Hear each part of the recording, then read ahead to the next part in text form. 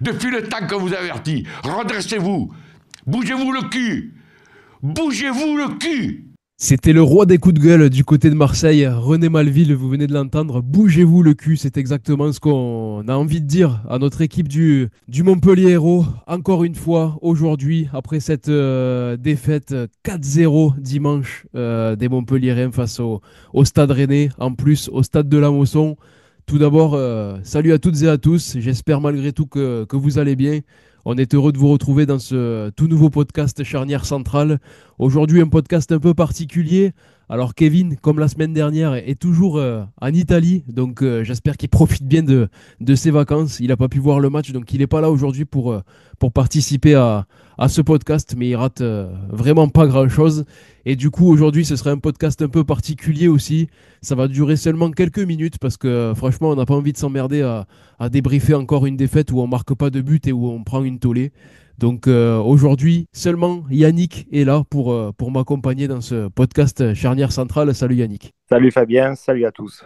Alors Yannick, comme je te l'ai dit, comme je l'ai dit aux auditeurs, une émission un peu particulière aujourd'hui. On va faire juste seulement l'humeur du jour en musique. Du coup, on va chacun donner un titre de musique qui correspond à notre humeur du jour. Alors, il ne va rien avoir de positif du tout de là-dedans. Et ensuite, on terminera vraiment avec un coup de gueule. De toute façon, c'est l'émission coup de gueule parce que voilà, on enchaîne encore une énième défaite. Voilà, 58 buts encaissés cette saison. On est vraiment la pire des pires défenses de Ligue 1 et aussi la pire des pires équipes de Ligue 1, malheureusement. On est la honte de la Ligue 1 en ce moment et ça fait très mal et ça fait mal au ventre de le dire aussi et de faire des émissions comme ça qu'on enchaîne tout le temps négatif, négatif, négatif. Mais là, vraiment, c'est difficile. Alors, Yannick, j'ai même pas envie de lancer de jingle. L'humeur du jour, du coup, quelle est la musique qui correspondrait le mieux à ton humeur du jour? Noir, c'est noir. Noir, c'est noir. Il n'y a plus d'espoir. Je vais même vous la chanter un petit peu. Noir, c'est noir. Il n'y a plus d'espoir. Il n'y a plus d'espoir, il n'y a plus rien. J'avais parlé de sous-marin la semaine dernière. Ben là, on y est. On y est, on coule, on continue de couler et rien ne change, quoi. Peut-être Et à toi, chanter. ton humeur du jour, c'est quoi? Ah, mon humeur du jour, eh ben, écoute, moi, c'est voilà, c'est fini. Voilà, c'est fini. Aujourd'hui ou demain, c'est le moment où j'aimais. Parce que ça semble bien terminé pour Montpellier en Ligue 1. Je pense que ça sent vraiment la fin. On sera définitivement fixé, je pense, d'ici 15 jours, 3 semaines après avoir affronté la Saint-Etienne à la Mosson. Mais même contre Saint-Etienne, j'ai plus du tout d'espoir. Donc, donc voilà, ça s'annonce quand même très compliqué. Alors pour parler du match, Yannick, malgré tout, bon, euh, Oui. au début de la rencontre, les 20 premières minutes ont été quand même assez positives. J'étais assez surpris, moi, personnellement, de la prestation au départ, parce que on enchaînait toutes les passes, c'était fluide, on enchaînait que de bonnes passes, on arrivait à aller vers l'avant, les deux latéraux montaient très haut et étaient quand même bien servis aussi pour faire de bons centres et tout ça. Franchement, c'était bien positif. Après, voilà, malheureusement, il y a eu deux buts aussi refusés par la VAR, un but d'Andy Delors et un but d'Enzo Chato. Mais voilà, malheureusement refusé par la VAR à un poil de cul. Après voilà, on peut pas se cacher derrière ça non plus. C'est sûr que la VAR, c'est embêtant quand c'est comme ça. Mais malgré tout, voilà, si on l'aimait pas, c'est que malgré tout, on était quand même hors jeu. Oui, bon, on était hors jeu, ok, mais bon, quand même, même si on peut pas se cacher derrière ça, quand même, ça peut quand même changer la physionomie du match, parce que effectivement, tu joues quand même bien, tu presses haut, tu essaies de monter beaucoup plus haut, euh, mais, mais, euh, mais bon, si tu mènes un zéro 2-1, un partout, enfin, je veux dire, ça change quand même beaucoup de choses.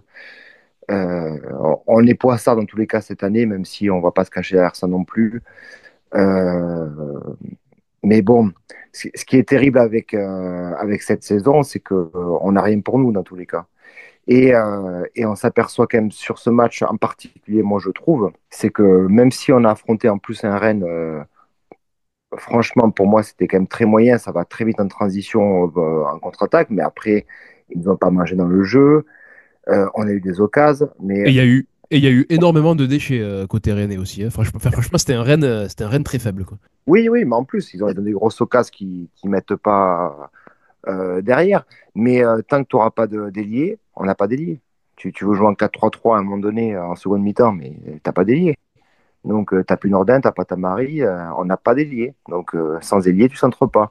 Et, euh, et même en fin de match, quand tu perds 4-0, Saint-Luce est décalé tout seul, il n'a qu'une chose à faire, c'est centrer, ben, il revient en arrière. Bon, là, tu as envie de dire, c'est pas possible, tu n'y arriveras pas. Alors que quand tu as centré un peu, quand même, mine de rien, sur les buts refusés, voilà, c'est des centres quand même. Voilà, il faut quand même mettre la pression dans la boîte, il faut centrer. Tu sais pas s'il peut y avoir un but en CSC. Enfin, voilà, il faut marteler les centres, quoi. Et ça, on le fait pas, quoi. Ça, c'est quand même pour moi le plus grand handicap. Et puis là, pareil, on a voulu faire rentrer les jeunes, mais finalement, avec toute la bonne volonté qu'ils ont, ils n'ont pas le niveau, quoi. Hein, que ce soit Kara ou NDI. Déjà que C'est l'équipe même dommage titulaire n'a d'avoir pas le niveau, alors les jeunes, c'est encore pire, quoi. Oui, mais là par contre, le seul côté positif du match, je trouvais, même si c'est fait siffler à la fin, parce qu'il a mis quand même un beau but, Delors, je trouve qu'il monte quand même un petit peu en puissance, parce qu'il a été quand même un peu mieux, un peu plus proche du but, des têtes et tout. Enfin, il avait envie, moi, j'aurais même pas sorti, parce que c'était le seul qui avait envie aujourd'hui. Mais bon, on n'y arrivera pas avec, effectivement, des latéraux quand même moyens, une défense centrale qui s'oublie de temps en temps, un gardien qui finalement ne fait pas d'arrêt tant que ça. Enfin, il a fait juste la parade quasiment sur le penalty. Après, j'ai pas eu grand-chose. Et en plus, Samba était moitié blessé, quoi. J'ai halluciné que le staff rennais l'ait pas sorti, il n'avait pas dégagé. On n'est pas foutu de foutre des balles à ras de terre et à taper. Eux, ça rentrait, nous, ça rentre pas. On y va tout droit. Emmenez-nous en Ligue 2. En Ligue 2. Comment ne pas péter un câble après tout ça, quoi. Et justement, en plus, là, tu parlais du changement de dispositif en deuxième mi-temps. Moi, c'est aussi une incompréhension totale, ce changement de dispositif, parce qu'on n'a pas d'ailier. On joue en 5-3-2 en première mi-temps. On se débrouille vraiment pas trop mal. En plus, les latéraux faisaient une bonne prestation aussi offensive, malgré tout. Et, euh, et en deuxième mi-temps, il va nous tenter un 4-3-3, alors qu'on n'a pas d'ailier. Du coup, tu vas mettre Delors un peu en, en difficulté, du coup, parce il se retrouve tout seul et plus du tout servi, et il reçoit plus beaucoup de ballons. Et tu vas faire ce changement de dispositif en deuxième mi-temps, alors que tout se passait malgré tout bien en première mi-temps, on va dire, même si on avait encaissé un premier but. Mais j'ai pas compris cette décision de Jean-Louis Gasset. Alors après, je vais pas y tomber dessus, hein, parce que il n'y a pas que sur lui qu'il faut tomber, c'est sur tout le monde, que ce soit de la direction aux joueurs. Mais enfin, moi, j'ai pas compris ce changement de dispositif. Alors oui, c'était peut-être pour être un peu plus offensif, mais en fait, on l'était quand même plus en première mi-temps et on était un peu plus dangereux. Oui, mais parce que finalement, il s'aperçoit qu'avec Meïté, ça marche pas dans tous les cas. Enfin, il y a quand même un problème Meïté sur certaines prises de balles, encore une fois, il le sent pas. Je comprends pas. Moi, j'aurais peut-être gardé le dispositif, mais moi, je testerais quand même plus un Meïté à droite, quoi, parce que finalement, je pense qu'au recrutement, on nous l'avait vendu plutôt comme ça, Bah, pour mettre la concurrence un c'était petit peu. en concurrence de Chateau et de Falaï, hein, de base, hein. C'est ça, alors que là, finalement, il joue jamais à droite. Et comme il a mal commencé avec nous, eh ben, il va mal continuer, quoi. Enfin, je veux dire, à part si tu le changes de poste, tu le libères de cette contrainte vraiment de l'axe. Je, je pense qu'il faut quand même tester. Voilà, si à la rigueur, il passe en 4-3-3, ben, tant pis, tu mets Meïté à droite. Enfin, De toute façon, maintenant, au point où on en est, il faut tenter des choses, hein. ouais, ouais, ouais. Enfin, là, Gasset avait décidé de mettre les Papy Fingers en attaque. Ils ont fait ce qu'ils ont pu. Bon, mais bon, on manque de vitesse. Tu vois, s'il y a des hors-jeux aussi, c'est pas pour rien, quoi. On est à contre-temps. Puis voilà. Bon, Yannick, on a dit que ça allait être une émission assez courte. Qu'est-ce que tu voudrais rajouter? Parce que bon, voilà, c'est très inquiétant, ça fait mal au cœur de se dire qu'on va tout droit vers la Ligue 2. Et c'est surtout que quand on sera en Ligue 2, on ne sait pas du tout comment ça va se passer non plus. Ça se trouve, ça va être aussi catastrophique. J'espère qu'on aura de meilleures ambitions si on descend. Et là, prochain match, déplacement à Pierre-Mauroy, à Lille. Ça s'annonce très très compliqué. Lille reste sur une grosse défaite, une grosse gifle au Parc des Princes. Bon, après, voilà, c'était face au PSG. Le PSG est littéralement intouchable cette saison et très très fort. On va essayer de pas prendre une fessée, Oui. quoi. Oui, mais enfin, après, ils avaient fait tourner contre Paris parce qu'ils jouent la Coupe d'Europe. Ils vont se dire, c'est bon. C'est pareil. Et je vais avoir le même discours que la semaine dernière. C'est comme, c'est bon, on joue Montpellier. Donc, on va faire tourner. Maintenant, est-ce que nous, on va être capable de quelque chose? Je pense plus du tout. Alors que bon, j'avais quand même un peu d'espoir. Surtout que pour moi, Rennes avait quand même des faiblesses malgré les recrues. Et même s'ils ont gagné 4-0, c'est juste, c'est nous qui n'avons pas le niveau. C'est pas Rennes qui a mis 4-0, quoi, encore une fois. Et ça me rappelle même le match qu'on avait perdu contre Marseille 0-5 à domicile. C'était un peu le même match. Tu n'as pas une possibilité de revenir. Tu marques pas de but, tu n'as pas d'ailier. Donc le coup de gueule, soit tu fais comme à la console à l'époque, tu fais une attaque totale, ou comme a fait Le Havre. Tu vois, voilà, Le Havre finalement, qu'on disait condamné comme nous. Ils ont gagné 4-3 à Lens. Bon, c'était pas la même équipe de Lens qui nous avait rencontrés, parce que là, ils ont vendu quand même pas mal entre-temps. Ouais, mais au final, le Havre, Mais maintenant, ils sont barragistes, hein. ouais, exactement. Et puis ils ont marqué des buts. Voilà. Nous, on ne Exactement. marque même pas de buts. Voilà. T'en prends, tu marques pas. Qu'est-ce que tu veux faire? Je veux dire, là, il y a Winamax qui va nous lancer une pub la semaine prochaine où ils vont bien se foutre de notre gueule. Et bon, moi, j'en ai marre aussi de voir toujours les mêmes images à la télé. Il y a que la but qui a eu raison de. Voilà, ils ont chanté jusqu'à la 74e. Après, on remonte, on fait la chenille dans les tribunes, et puis voilà, quoi. C'était drôle du coup, mais voilà, y a que ça à faire dans les tribunes de toute façon, parce qu'il n'y a plus rien à regarder sur le terrain. Et d'ailleurs, en parlant de la butte, j'ai vu passer sur les réseaux sociaux qu'apparemment Benjamin Lecomte aurait demandé, alors je sais pas si c'est pendant le match ou à la fin du match, il aurait demandé aux ultras d'arrêter de siffler et de se moquer dans les tribunes. Où on va, quoi. Où on va, franchement. Et Benjamin Lecomte, franchement, je pense que il va falloir aussi que Jean-Louis Gasset prenne des décisions par rapport à lui. Alors, j'ai rien contre personne dans l'effectif, j'ai rien contre personne, mais franchement, au bout d'un moment, il va falloir arrêter de se foutre de la gueule du monde. Et puis, remets-nous Dimitri Berthaud, qui lui mérite bien cette place de titulaire, au moins jusqu'à la fin de la saison. Et puis après, si on descend en Ligue 2, peut-être faire avec Dimitri Berthaud, parce que il se bat toutes les saisons pour essayer de grappiller des places. Bon, malheureusement, il y a toujours meilleur que lui devant, mais il est toujours là et c'est un enfant du club aussi, donc je pense qu'il mériterait cette reconnaissance d'être titulaire pour les prochains matchs. Pourquoi pas, oui, oui. De toute façon, là, pour moi, le compte, je trouve qu'il a vraiment baissé le niveau, alors qu'on a eu un débat là-dessus, savoir si c'était grave, s'il partait ou pas.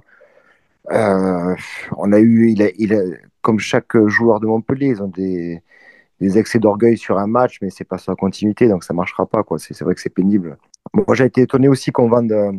On n'a pas trop parlé au mercato, on a quand même vendu le fils à Jourdain, qui est quand même international dans les équipes françaises de sa catégorie. Qui est très Il est prometteur et on parti va le vendre au RC Lens. voilà, il est parti alors que à l'époque, quand tu es descendu, tu as lancé quand même des Jourdain, des Johan Carasso en Ligue 2 qui avaient été quand même des bons profils à 18-19 ans. Voilà, je pense que voilà, on avait quand même parmi les jeunes quelqu'un avec qui on entendait quand même le plus grand bien, quoi. Et c'est le seul, parce que je vois pas d'autres jeunes Montpellierins internationaux ou pas, sur lesquels tu entends parler, quoi. Voilà. Lui, c'était le seul qui était quand même récurrent. Et je pense qu'il aurait fallu y réfléchir. C'est ça qui est inquiétant aussi, tu vois. Tu dis, on n'entend pas parler de jeunes Montpelliérains internationaux qui pourraient faire du bien à cette équipe montpelliéraine. Et putain, il y a quelques années, on était quand même une des équipes de Ligue 1 qui sortait quand même beaucoup de jeunes de la formation. On était quand même très réputé pour le centre de formation. Et puis maintenant, il n'y a plus rien. C'est vraiment à tous les niveaux qu'il n'y a plus rien qui va dans ce club. Et c'est vraiment, ça fait vraiment mal au cœur. C'est ça. Et puis peut-être on a fait partir aussi des joueurs avant, bon, qu'ils aient percé ou pas, on ne sait pas. Mais par exemple, même je me rappelle qu'en début de saison, on a fait partir Sacha Delay. Moi, j'aimais bien quand il est rentré, hein, et c'est quelqu'un qui n'a jamais eu trop sa chance. Et c'était un profil que je trouvais quand même intéressant, quoi, qui avait quand même marqué des buts pour le peu de temps qu'il avait joué. Ouais, Parce que là, pareil, on fait jouer des jeunes, mais lui était pas mal. c'était une super mentalité. Et le peu d'entrée en jeu qu'il faisait, il avait été il avait été. Enfin, c'était positif, je trouvais aussi, ouais. Et en plus, il avait mis des buts, donc. Tout le monde le trouvait plutôt pas mal, quoi. Parce que des fois, tu as des jeunes qui rentrent, tu vois, c'est quelconque, quoi. On va pas se leurrer. Mais ceux qu'on avait, bon, ben, on les fait partir. Après, c'est vrai que même on se plaignait de joueurs comme l'an dernier, comme Léo Leroy. Bah, finalement, peut-être les Il joueurs serait pas qu'on moins avait, ridicule qu'on que laisse certains. absolument, absolument. Et surtout même comme un Jordan Ferry, que moi je trouvais que je parlais de Papy Flingueur tout à l'heure, lui c'est quand même un Papy qui nous fait du mal, hein, un titulaire pour ce match. Alors que Fayad, par exemple, le dernier match avait été un des seuls à avoir surnagé. J'étais très surpris, quoi, très très surpris. Hein. Je veux bien que tu appuies sur les cadres, mais pareil, hein. Bon, même si Kazri, il a pas démérité, tu vois, c'était peut-être un match aussi pour lancer Pailly dès le début du match. Voilà, laisse-lui, on va voir. Bon, après, il n'a pas fait une top rentrée non plus, hein, mais bon, le score était là. Yannick qui dit que Kazri n'a pas démérité, notez-le sur vos agendas. Là, pour le coup, je trouvais enfin, voilà, des fois, pareil, à un moment donné, il récupère un ballon, il se retourne, il revient, il n'y a personne, donc il est obligé d'essayer d'y aller tout seul. Enfin, il n'y a personne en soutien, quoi. Chaque fois, ça ne dédouble pas sur les côtés. Et on n'arrive pas à le tenir. En général, les premiers mi-temps ne sont pas dégueulasses, mais dès que tu arrives en seconde, c'est là qu'on prend l'eau chaque fois. C'est tout le temps pareil. C'est, euh, on n'a pas le physique. Et après, sur ce match-là, pour sortir quelque chose d'un peu positif aussi, on peut parler du match de TJ Savanier quand même, parce qu'il a vraiment pas raté grand-chose. Toutes ses passes terminaient toujours dans les pieds de ses coéquipiers. Beaucoup de décalage, beaucoup de bonnes visions du jeu et tout. Franchement, TJ, encore sur ce match, il a été très bon. Ça fait plusieurs matchs, je trouve qu'il est quand même à un bon niveau. Mais malheureusement, il est tout seul, hein. Mais c'est ça, hein, quand tu n'as personne pour aller l'aider, aller dédoubler. Et encore physiquement, lui ça va. Physiquement, il le tient. Bon, là, il s'est un peu tenu la cuisse en fin de match, mais oui, il a fait des bonnes choses. Il a essayé de mettre des transversales. Mais on est lent. On est lent. On a le temps on est stéréotypé. Enfin, voilà, quoi. Donc, ouais, pour moi, là, ce match, ouais, Savanier et Delors, c'est les seuls qui ont vraiment existé. Et après, tu peux pas jouer quand même avec Delors et Kazri, quand même si j'ai fait un compliment. Mais voilà, mais maintenant, il va falloir quand même. Alors là, on va se déplacer à Lille, on va jouer Saint-Étienne, mais après, tout dépend les résultats qu'on aura fait. Je pense que, et même peut-être dès le match à Lille, de toute façon, on n'a plus rien à perdre. Donc, tentons de mettre. Ben, Après, je sais pas qui c'est qu'on a sur le banc, parce que malgré tout, le banc des remplaçants est très très faiblard et très très faible. Alors, j'ai pas envie qu'on prenne 10 pions non plus à Lille, mais tentons des choses et puis sortons certains joueurs, comme je dis, Benjamin Lecomte sur le banc, Jordan Ferry sur le banc. Voilà, sortons certains joueurs. Kazri, voilà, même s'il se donne, eh ben, tentons de mettre Nicolas Pailly titulaire, pourquoi pas. Même si pour moi, il n'a pas du tout le niveau de la Ligue 1. Mais tentons des choses et on verra. De toute façon, il faut se préparer à la Ligue 2. Donc maintenant, ben, préparons-nous avec les joueurs qu'on a. Parce que malgré tout, si on descend, alors il y a certains cadres, on va dire, si on peut appeler ça des cadres, expérimentés surtout, qui vont partir. Mais après, il va falloir aussi faire avec ce qu'on a, parce que malgré tout, si on descend en Ligue 2, ben, on n'aura toujours pas plus d'argent que ce qu'on a actuellement. Donc il faudra faire avec l'effectif qu'on a aussi. On recrutera peut-être un ou deux joueurs qui ne nous coûteront pas grand-chose, mais il va bien falloir préparer cette équipe de la saison prochaine. Donc pourquoi pas le faire dès maintenant. ouais, c'est ça. Bon, après, on verra, mais bon, c'est sûr que les confrontations directes avec les derniers seront quand même aussi un premier indicateur. Et ce match contre Saint-Etienne dans Ben, 15 ce sera jours. le premier indicateur contre Saint-Etienne, et après, je crois qu'on jouera le Havre 2 semaines après ou 3 semaines après, parce que je crois qu'il y a la trêve Ouais. entre-temps internationale. Donc ouais, ce sera 3 semaines après, parce qu'après on se déplacera, on recevra, puis après on ira au Havre, et si je dis pas de bêtises. Donc, euh, donc voilà, ce sera sur ces matchs-là qu'il faudra montrer qui on est et qu'on mérite d'être barragiste, parce que bon, après on pourra pas aller au-dessus, hein.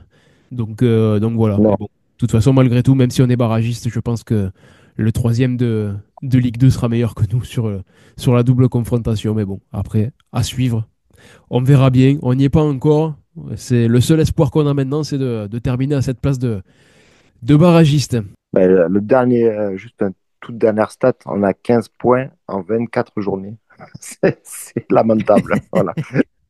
Avec que ça à dire. Les mecs, il faut qu'ils regardent le classement. Ils se regardent dans la glace. Tu as 15 points en 24 journées. Voilà. Il reste 10 journées. Toi, tu n'en as pris que 15. C'est hallucinant. 15 points, 4 victoires, 17 défaites, moins 37, moins 37 au goal average. Enfin, c'est 58 buts encaissés. Enfin, c'est- Magnifique. ça fait peur, ça fait peur. Bon, bah Yannick, alors juste avant de terminer, quand même, petite mention spéciale, une petite, une petite lumière joyeuse. Victoire des féminines ce week-end face à Reims sur la pelouse du stade de Reims, 4-2. Donc voilà, les Payadines qui sont classées 6e du championnat d'Arkema Première League. Un triplé de Judith Coquet et puis un but aussi d'Ifeoma Onumonu. Donc voilà, félicitations aux Payadines qui, elles, honorent malgré tout l'écusson de la Payade et le logo du MHSC, le maillot orange et bleu. Donc voilà, elles sont classées 6e de leur championnat. Elles font leur petit train avec aussi l'équipe qu'elles peuvent avoir, parce que c'est pas aussi l'équipe d'il y a quelques années qui était quand même exceptionnelle avec des Almeida, Karchaoui. C'était quand même des joueuses qui jouent maintenant à Lyon ou au Paris Saint-Germain. Donc c'est pas pour rien, c'était quand même une belle petite équipe. Et même si on revient quelques années avant, on jouait la Ligue des Champions, donc c'était aussi très prometteur. Mais voilà, donc félicitations aux féminines. Et nous, Yannick, je te dis peut-être à mardi prochain pour débriefer le match de Lille. Et on se retrouvera bien sûr avec Kevin qui sera de retour en forme, j'espère, pour nous donner ses différents points de vue sur la prochaine rencontre des Montpelliérains. En tout cas, aujourd'hui, Kevin, si tu écoutes le podcast, tu n'as rien raté du tout. Et voilà, j'espère que tu as bien profité de tes vacances en Italie. Et Yannick, toi, je te remercie pour cette participation à ce mini podcast Charnière Centrale. Avec plaisir. Bon, écoute, hein, on croise les doigts pour que le soleil se lève. Hein. Ouais, j'espère qu'il va se lever assez rapidement, mais j'ai du mal à y croire. Tiens, d'ailleurs, pour finir, Yannick, petit pronostic sur le Lille-Montpellier. Qu'est-ce que ça donnerait? Alors, vu que je me loupe à chaque fois maintenant, je me suis pas loupé la première fois, mais après, depuis. Après, déjà, si tu veux pas te louper, tu mets 0 pour Montpellier, déjà. Là, au moins, tu es sûr que tu te louperas pas à ce niveau-là. Ouais, en plus, c'est chevalier dans les cages et tout. 0, hein. Oh, t'es ambitieux. 0. Ouais, 0, hein. Faire un 0. Ok. Ouais, mais parce que peut-être Lille va quand même jouer tranquille. Ouais. Même en jouant tranquille. C'est ça le problème, c'est que même les équipes en jouant tranquille et en faisant tourner, ils vont nous mettre des tollés. Donc... C'est pas faux. À part Saint-Etienne et Le Havre, j'espère. Allez, on va croiser les doigts pour au moins faire une 5e victoire et une 6e victoire cette saison face au Havre et face à Saint-Etienne. Voilà, ce sera les 2 seules dernières victoires qu'on aura de la saison peut-être. Mais au moins face à ces équipes-là, ce serait... voilà, on pourrait se réjouir de ça, ce serait positif. Allez Yannick, merci beaucoup pour ta participation au podcast Charnière Centrale et merci aux auditeurs de nous avoir écoutés. Bon, podcast un peu particulier, mais franchement, on n'avait vraiment pas envie de s'embêter aujourd'hui au vu de la prestation calamiteuse de nos Montpelliérains. Donc merci à tous pour d'être présents et de nous écouter dans ce podcast Charnière Centrale et on se retrouve mardi prochain pour un tout nouveau numéro. Ciao ciao et allez la paillade. C'est honteux. Le podcast Charnière Centrale est déjà terminé. Oh non, oh non, oh non. Mais il revient la semaine prochaine.